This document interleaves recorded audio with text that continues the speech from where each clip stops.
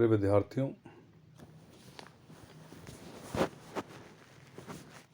वर्तमान में किसी भी प्रदेश का विकास उसके नियोजन पर निर्भर करता है।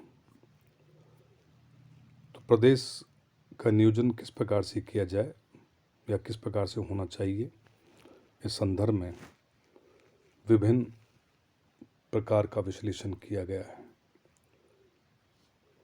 प्रत्येक राष्ट्र अपने क्षेत्र का सर्वांगीण विकास चाहता है, इस हेतु वह नियोजन की तकनीकी को अपनाता है।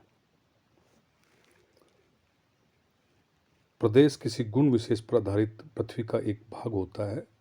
यह गुण उत्पत्ति मूलक हो सकते हैं, जैसे मैदानी प्रदेश, नदी प्रदेश या कार्य प्रदेश, जैसे कृषि प्रदेश।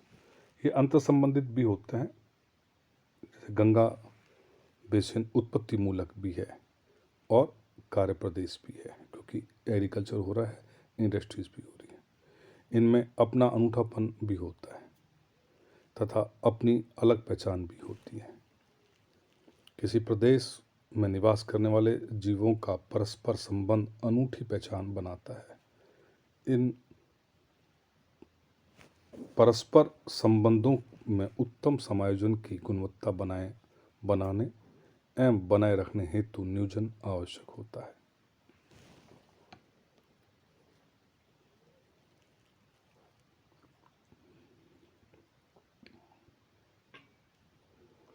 भौगोलिक अध्ययन में संश्लेषण की नवीन विद्या की समकालीन प्रवृत्ति को सम्मिलित करते हुए इस समकालीन प्रवृत्ति में प्रदेश को भौगोलिक अध्ययन के रूप में प्रतिष्ठा मिली तथा प्रदेश की संकल्पना क्षेत्र वितरणी एवं पारिस्थितिकी के पहलुओं से संबंधित पाई जा गई। समकालीन नवीन संश्लेषणात्मक भौगोलिक स्वरूप का निम्न रूप में प्रतिरूपित किया जा सकता है। प्रदेश संकल्पना का दृष्टिफलक हर वितरणी पृथ्वी की सतह का भौतिक विन्यास, पारिस्थितिकी, मानव द्वारा वास्तविक या संभावित प्रभाव या उपयोग, प्रदेश की पहचान मानवीय और भौतिक स्थूल के रूप में क्षेत्रीय हचार्य, पृथ्वी की सतह पर इनके बीच का अंतर संबंध भौगोलिक अध्ययन के रूप में हमें देखने को मिलता है।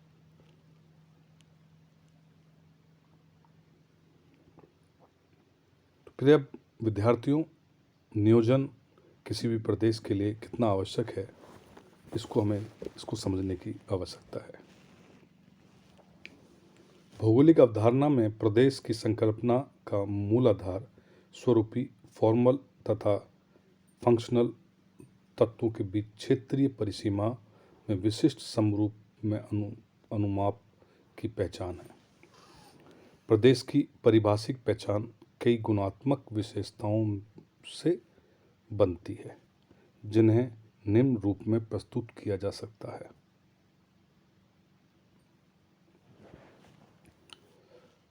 विशेष अवस्थिति का पृथ्वी का धरातल का खंड कैसा है, सापेक्षिक तौर पर पर्याप्त क्षेत्रीय विस्तार वाला भूखंड कैसा है, स्वरूपी तथा कार्य भौतिक, आर्थिक, सामाजिक, सांस्कृतिक तत्वों के स्थानिक प्रतिरूप से निर्मित विशिष्ट अनुमापिक समरूपता कैसी है, समरूपी तत्वों के बीच सुसंगत अंतर संबंध किस प्रकार का है, समरूपी विशिष्ट का सापेक्षिक गुण, प्रादेशिक अनुमाप में अनिवार्य पदानुक्रमण,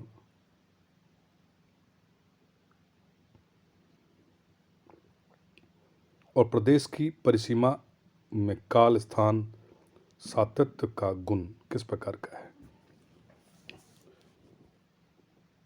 प्रिय विद्यार्थियों, प्राय यह देखा जाता है कि प्रदेश के अनिवार्य क्षेत्र विवरणों एवं पारिस्थितिकियों पक्ष विपक्ष विभिन्न मानवीय तथा भौतिक तत्वों के सहचार्य में सुसंगत अंतर संबंध विकसित करने के लिए सदैव सक्षम नहीं होते। स्वभावतः प्रदेश का नियोजनात्मक संदर्भ प्रभावी होता है। असंगत अंतर्संबंध के प्रभाव के विशिष्ट समस्याओं का विकास होता है। नियोजन वास्तव में भविष्य में समस्याओं के निराकरण के लिए निर्मित क्रियाओं का अनुक्रमण है। नियोजन अपने सैद्धांतिक संदर्भ में मूलतः सामाजिक तथा आर्थिक समस्याओं के आकलन और उनके समाधान के लिए विकसित योजना में गठन संबंधित संकल्पना मानी गई है।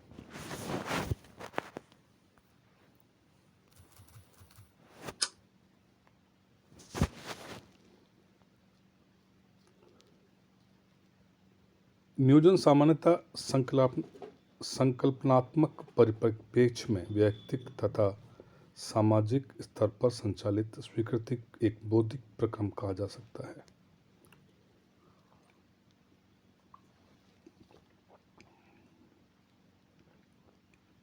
इसमें नियोजन की मात्रा लाभांशी योजनाओं को महत्व प्राप्त होता है।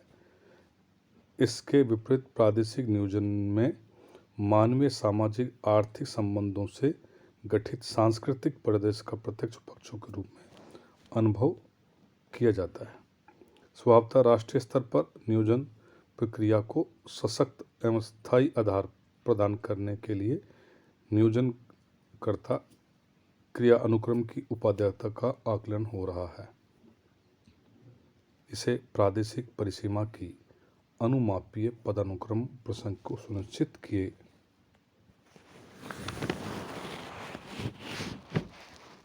जाने का प्रयास किया जा रहा है।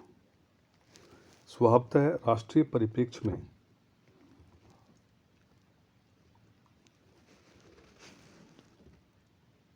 प्रति व्यक्ति आय, प्रति व्यक्ति उत्पादन तथा लाभ इत्यादि में असमानता से जुड़े प्रश्नों पर वर्तमान में उतना अधिक बल नहीं दिया जा रहा जितना प्रादेशिक स्तर पर विकसित या परिलक्षित भिन्नताएं, असंतुलन तथा संसाधनों की उपयोगिता से संबंधित गुणवत्ता के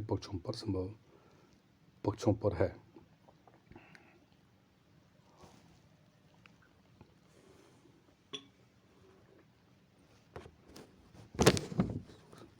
विशेष परिस्थितियों में नियोजनात्मक क्रिया अनुक्रमों को दृढ़ता प्रदान करने के उद्देश्य से नियोजन प्रदेशों की संकल्पना का विकास स्वाभाविक अभिव्यक्ति मानी गई है।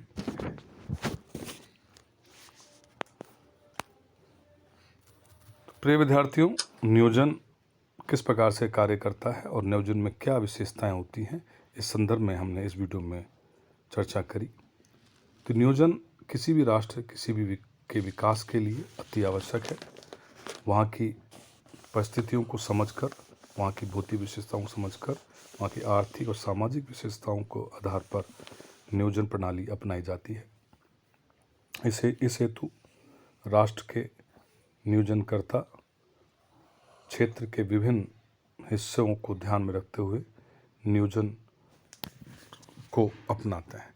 नियोजन को अपनाते समय इस बात का विशेष तौर पर ध्यान दिया जाता है कि